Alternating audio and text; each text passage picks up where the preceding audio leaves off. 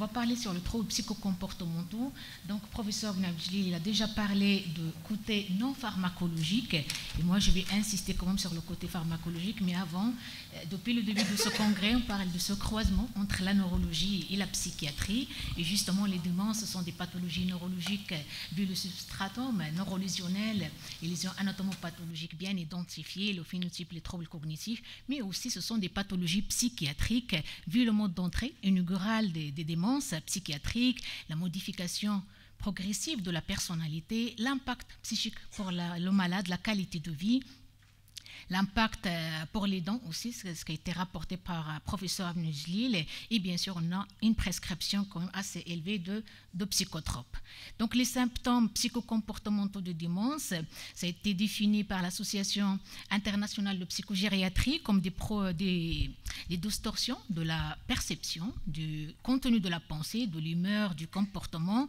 C'est très fréquent, pratiquement 98% des patients développeront au moins un symptôme neuropsychiatrique. Un symptôme neuropsychiatrique, c'est la même appellation, donc symptômes psychologiques, psychocomportementaux de démence.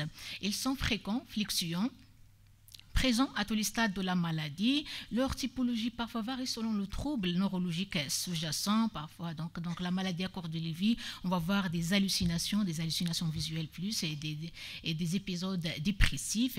Impact bien évidemment sur la qualité de vie des patients. La sévérité, elle est corrélée au déclin cognitif et fonctionnel. Ainsi, on va voir plus d'un taux élevé d'institutionnalisation.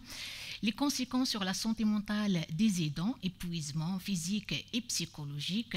Donc, c'est un fardeau aussi, une grande charge pour les soignants et c'est très cher aussi, la prise en charge et une augmentation significative du coût des soins. Bref, ça reste la prise en charge, c'est un défi majeur et important. Donc, il n'y a pas de classification consensuelle concernant les différents symptômes, mais on essaie de mettre ça sous différents registres. Donc, le registre affectif, émotionnel, c'est la dépression, l'anxiété, l'habileté émotionnelle, l'exaltation de l'humeur, l'apathie. Les symptômes, le registre psychotique, c'est les éléments délirants, hallucinatoires, les troubles de l'identification qu'on voit assez souvent dans les démences. Et puis, le registre comportemental, on a plus d'agitation, d'agressivité, d'hostilité, instabilité psychomotrice et des compulsions. Et enfin, il y a les troubles du sommeil et aussi les troubles du comportement alimentaire.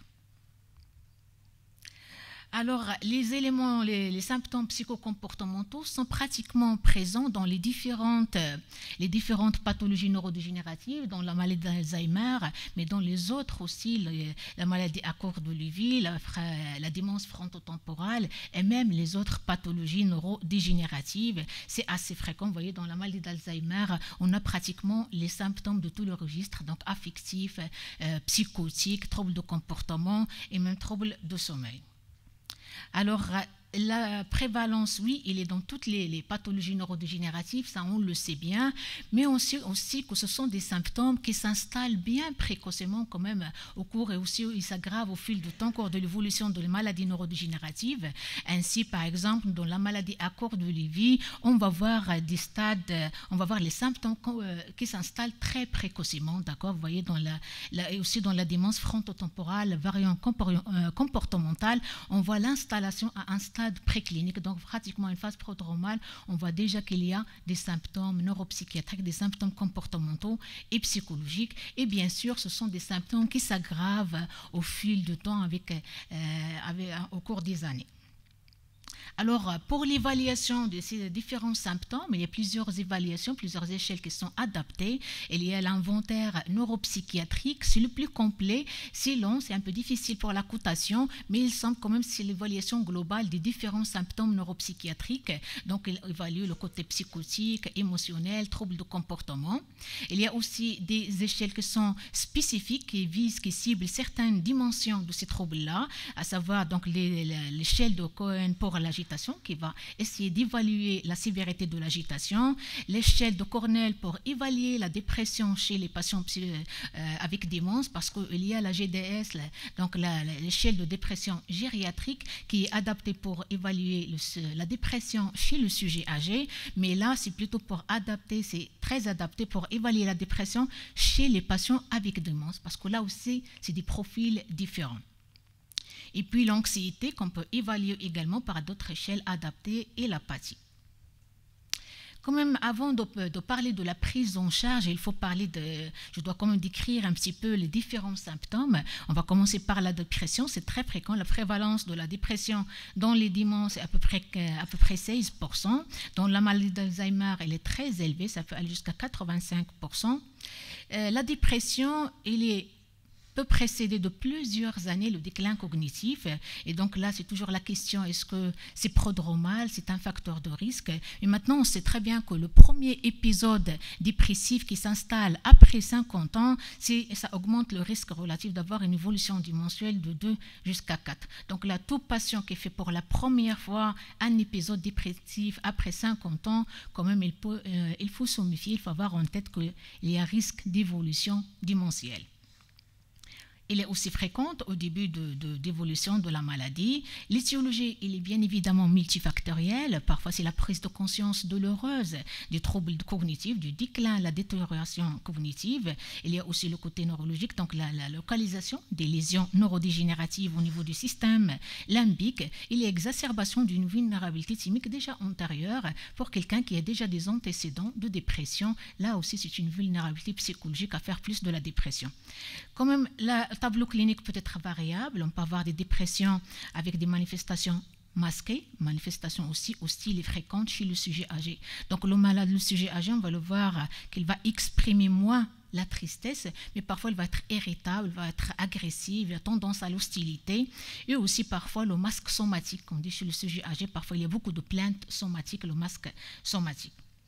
Là, c'est juste pour illustrer donc les différentes phases. On peut repérer la dépression, soit vraiment avant, soit au cours de la maladie, soit à des stades très évolués de la maladie neurodégénérative. Toujours pour la dépression, parce que ça reste très fréquent. Donc, je parlais des présentations atypiques, surtout la manifestation comportementale, mais il faut chercher les signes indirects de la dépression chez le sujet âgé avec maladie neurodégénérative. Il faut chercher l'insomnie, l'anorexie, le ralentissement moteur, la perte d'entrain des longs vitales, l'irritabilité, l'hostilité, attitude d'opposition. En tout cas, tout changement dans le comportement, la personnalité, c'est vrai que ça doit nous alerter. C'est possible que ce soit une dépression. Alors, le passage à l'acte suicidaire, habituellement rare, mais il n'est jamais absent. Et parfois, on peut trouver ce qu'on appelle les équivalents suicidaires. C'est-à-dire syndrome de glissement, c'est qu'un malade qui va se laisser un peu, qui va refuser de manger, qui va refuser les soins, qui va refuser d'adhérer donc aux soins. Et là, c'est qui va se donner la mort de façon indirecte. Donc, c'est un peu les équivalents suicidaires. Une deuxième dimension, également assez fréquente dans les maladies neurodégénératives, c'est l'apathie. Donc le syndrome apathique, vous le connaissez très bien, vous les neurologues. Là, on a une diminution des comportements dirigés vers un but. On parle de l'inertie. Au niveau de la pensée, on a un vide de la pensée. C'est un déficit de cognition dirigé vers un but. Et on a généralement un émoussement émotionnel, sorte d'indifférence affective. Et donc le malade ne réagit pas aux différentes situations, les cérémonies familiales, il est totalement indifférent aux événements négatifs qu'aux événements agréables. On voit cet émoussement, cette froideur, cette indifférence affective et émotionnelle. Donc toujours, c'est un peu difficile de faire la part des choses. Ce sont des syndromes qui se rapprochent, mais quand même, il y a des points, on va dire, il y a des points communs, mais il y a des signes qui caractérisent quand même la dépression. On va plus trouver de la douleur morale, de la tristesse, de la culpabilité, ou les risques suicidaires, les troubles de sommeil, de l'anorexie. Et dans l'apathie, bien sûr, on va trouver plus de démotivation. Il y a un problème d'initier toute activité, pas de persévérance, et la froideur émotionnelle assez importante avec un retrait social. Les dépressifs ont tendance d'avoir quand même une souffrance. Voilà, on perçoit cette souffrance, une douleur morale. Ils s'ennuient. Par contre, un malade apathique, il peut rester plusieurs heures sans sortir de chez lui, mais il n'est jamais ennuyé. Donc même si lorsqu'on va lui demander est-ce que tu vas bien, il va dire oui, je vais bien. Donc il n'y a pas d'ennui, il n'y a pas de plainte. Un troisième élément, les symptômes psychomoteurs, c'est les symptômes psychologiques et comportementaux, c'est la désinhibition, l'exaltation de l'humeur. Et là, ça pose un véritable diagnostic différentiel avec les tableaux psychiatriques, notamment donc la manie, le syndrome frontal, la manie. Donc dans la manie qu'on voit dans le trouble bipolaire, on va voir de l'exaltation, l'euphorie, on va voir une accélération de la pensée et du discours, tachypsychie, et on va voir également une insomnie avec une infatigabilité. Donc ce sont des malades qui sont insomniaques, mais qui sont toujours avec une énergie débordante, qui sont toujours en forme, qui sont capables de faire beaucoup de projets et qui se projettent à faire plein de choses et se sentent en forme. Par contre, donc dans la frontalité, on a plus de perte de convenance sociale et de désinhibition. Toujours chercher les antécédents psychiatriques, chercher l'habilité de l'humeur et chercher la perte du contrôle émotionnel qu'on voit beaucoup chez les malades. Tout de même, on peut avoir des manies secondaires. Bien sûr, ça, avec un terrain vasculaire, on peut avoir des manies secondaires à cette atteinte vasculaire. Et aussi, iatrogénie, il ne faut pas oublier l'implication de certains médicaments pour l'apparition des manies iatrogènes secondaires. Ça peut être un traitement cholinergique, les corticoïdes, on a vu des cas comme ça, et aussi par les antidépresseurs. L'anxiété également, on peut avoir soit dans le cadre d'une décompensation d'un trouble anxieux préexistant depuis l'âge adulte et plus ou moins compensé à l'âge avancé, mais parfois on peut avoir une symptomatologie quand même spécifique, on voit dans le cadre des maladies neurodégénératives, ce qu'on appelle le syndrome crépusculaire, une sorte de majoration de l'angoisse en fin de journée, avec au coucher de soleil, donc agitation de fin de journée, il y a beaucoup d'angoisse, moins de sécurité.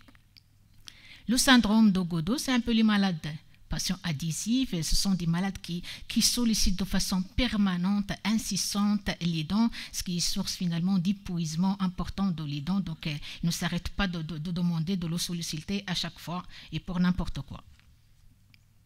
Alors, les troubles de sommeil, c'est également très fréquent dans les maladies neurodégénératives. On peut avoir une inversion des cycles nictémérales, des synchronisations des rythmes. Et là, on va avoir des déambulations, errances et bricolage nocturne, somnolence diurne. Mais aussi, on va avoir des troubles de comportement, du sommeil paradoxal, syndrome des jambes en repos et mouvements périodiques des membres inférieurs. Les symptômes psychotiques, ça c'est important, on le voit beaucoup, ça peut être de durée brève, présentation variable, ça peut être un mécanisme interprétatif à thème de préjudice, de vol. C'est très fréquent au début de la maladie et majoré avec le déni, la nosognosie. Alors les hallucinations, on a des hallucinations visuelles, pensez à la maladie de cours d'Olivier, mais on peut avoir également des hallucinations auditives, cas particulier du compagnon imaginaire après le décès du conjoint, on va avoir un délire, une sorte de délire adaptatif, donc le malade qui va vous dire je vois toujours le compagnon, le conjoint qui est toujours là. Troubles de l'identification, ce sont des éléments délirants, assez quand même spécifiques, je dirais, dans les démences, dans les maladies neurodégénératives. Ils peuvent survenir de façon tardive. Là, c'est la fausse reconnaissance, la fausse perte de reconnaissance des visages, fausse reconnaissance, ne se reconnaît même pas lui-même sur le miroir. Et surtout, on peut avoir un syndrome de Capgras où le malade il est convaincu qu'il y a un souci remplacé l'un de ses proches. Donc, il va dire au conjoint qu'il est remplacé par une autre personne, un souci. D'accord? Donc, ce n'est pas la vraie personne, ce n'est pas la conjointe, ce n'est pas le compagnon, mais elle est remplacée. Les troubles de comportement, de tout type, on peut les voir. Alors, les étiologies, ça a été déjà dit par professeur Benamjli, je vais passer rapidement. Donc, il faut toujours avoir, c'est multifactoriel, c'est lié à l'atteinte neurodégénérative, la dégénérescence, mais aussi il y a le profil psychologique, psychiatrique de la personne, il y a l'environnement et il y a le côté somatique, donc les pathologies somatiques et la douleur, ça aussi, il ne faut pas l'oublier. Donc, je parle quand même des facteurs psychodynamiques. Là, le rôle de la personnalité du patient, ça aussi, c'est les traits. Donc, sa capacité d'adaptation face au déclin cognitif, capacité d'acceptation de la maladie, et parfois, bien sûr, c'est très difficile, notamment s'il s'agit d'une personnalité narcissique. Donc, il ne va pas accepter le déclin, il ne va pas accepter la maladie et le handicap. La qualité de la relation aidant-aidé, elle est importante. Donc, ça dépend aussi de la gravité, de la sévérité des symptômes psychocomportementaux. Ça dépend aussi du degré d'information, psychoéducation de l'aidant par rapport à la maladie. Ça dépend aussi des attentes, parfois, aussi par rapport au aux aidants par rapport à la maladie, ça peut être un facteur de protection, mais malheureusement, parfois, ça peut être un facteur de risque. C'est l'aidant qui est fatigué, qui est épuisé et qui va à chaque fois provoquer peut-être le malade, aggraver les troubles comportementaux. Les facteurs psychiatriques, si on a déjà un terrain, quelqu'un qui est déjà suivi pour une pathologie psychiatrique qui vieillit, là aussi on est un peu de la double démence. Et donc j'arrive à la prise en charge, j'insiste quand même, pas de prescription de psychotropes en première intention, il faut... D'accord, donc je vais passer rapidement, voilà. Donc, je vais mettre un peu les tableaux récapitulatifs. Toujours avant de prescrire, il faut quand même poser les bonnes questions. Est-ce que ce symptôme justifie un traitement? Le symptôme susceptible de répondre au traitement? Quelle est la molécule la plus appropriée? Les effets secondaires? Évaluer le risque. Plusieurs molécules peuvent être prescrites. On parle des traitements spécifiques antidémence, le donepezil, le rivastigmine. Là aussi, ils ont leur intérêt, notamment dans la maladie à corps de Lévy. C'est plutôt à privilégier pour agir sur les troubles psychocomportementaux parce qu'on sait très bien la contrainte de mettre les antipsychotiques ne sont pas donc tolérés. Les antipsychotiques largement prescrits également chez ces malades-là, mais il faut savoir que la risperidone, c'est la seule molécule qui est là et même pour l'agressivité chez les malades présentant une démence d'Alzheimer. Malheureusement, ce sont des molécules où il y a beaucoup d'effets secondaires. Donc, je récapitule là, on peut prescrire les atypiques, bien sûr, il faut éviter les classiques. Donc la risperidone, la quetiapine, l'olanzapine, la clozapine. Il faut avoir des doses moitié-dose et augmenter progressivement. Quand même, il faut faire attention aux probables effets secondaires. Les antidépresseurs également largement prescrits chez ces malades. Les deux molécules qui sortent en premier, c'est la sertraline, les citalopram, mais aussi on peut utiliser les IRSNA comme la duloxétine et la venlafaxine. Il faut savoir qu'ils n'ont pas l'AMM dans ces indications, mais ils ont tout l'intérêt pour l'effet anti-impulsif et aussi efficacité discutée dans les syndromes frontaux. Et on utilise ces troubles de sommeil, une molécule sédative comme la myocérine. Là aussi, c'est pour récapituler la dépression, mais il y a extension des indications aux symptômes psychotiques à l'agitation. Les anxiolytiques également, on peut les utiliser, généralement à demi-vie courte, l'alprazolam, l'oxazepam et l'orazepam. Et pour conclure, donc, il faut toujours analyser, donc avant de prescrire, il faut plutôt analyser les symptômes psychocomportementaux dans un contexte biopsychosocial. Et ces traitements prescrits, limiter la prescription, cibler en fonction du terrain et surveillance des effets secondaires.